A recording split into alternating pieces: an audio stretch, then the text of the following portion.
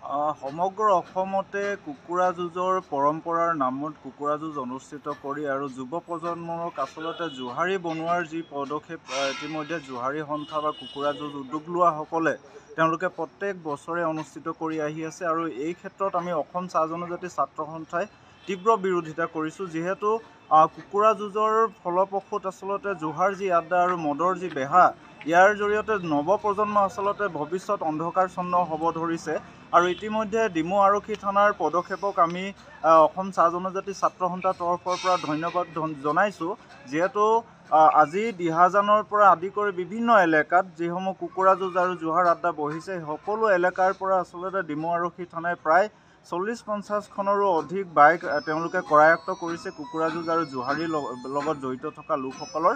আমি অসম চাহ জনজাতি ছাত্ৰ সন্থাই ধন্যবাদ দিয়াৰ লগতে এইসকল যুৱ প্ৰজন্মই যিখিনি বেয়া পথেৰে গতি কৰিছে, ইয়াৰ ওপৰত কিন্তু এটা ব্যৱস্থা লৈ পিনি যিসকল বাইক আৰোহী আছে তেওঁলোকক আচলতে এটা বুজন পৰিমাণৰ ফাইন ভৰোৱাই যাতে ভৱিষ্যতে তেওঁলোকে এনেকুৱা ধৰণৰ কুকুৰা যুঁজ আৰু জোহাৰ আড্ডাত গতি নকৰে, তাৰ কাৰণে আমি ডিমৌ থানাকো আমি আহ্বান জনাইছোঁ।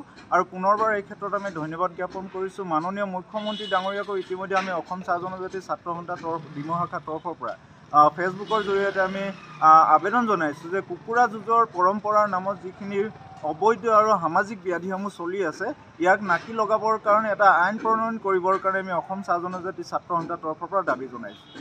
বেছিকৈ কুকুৰা যুঁজে হৈ আছে, কুকুৰা যুঁজ নহয়, জোৱাহে হৈছে।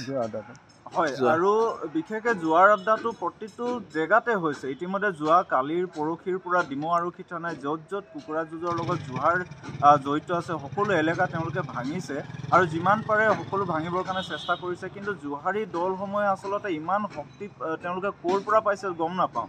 ডিমৌ থানাৰ লগতো তেওঁলোকে যুদ্ধ কৰিবৰ কাৰণে সাজু হৈছে।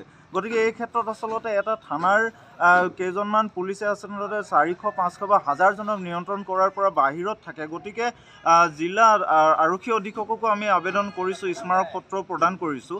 ইয়াৰ ওপৰত এটা ষ্ট্ৰং টীম তেওঁলোকে নিৰ্ণয় কৰি পিনি যাতে জোহাৰ আড্ডাবোৰ আৰু কুকুৰা যুঁজৰ এই বেৰিকেডসমূহ কুকুৰা যুঁজ লগোৱা হ'ব, আচলতে লাঠি চাৰ্জৰ জৰিয়তে তেওঁলোকক খেদিবৰ কাৰণে আমি আহ্বান জনাইছোঁ। আৰু ইয়াৰ লগত জড়িত থকা যিসকল উদ্যোক্তা আছে, প্ৰত্যেকগৰাকী উদ্যোক্তাৰ নামে কেছ ৰুজু কৰি তেওঁলোকৰ আইনী ব্যৱস্থা ল'বৰ কাৰণেও আমি দাবী জনাইছোঁ। 26 জানুৱাৰীৰ বিষয়ে কিবা ক'ব?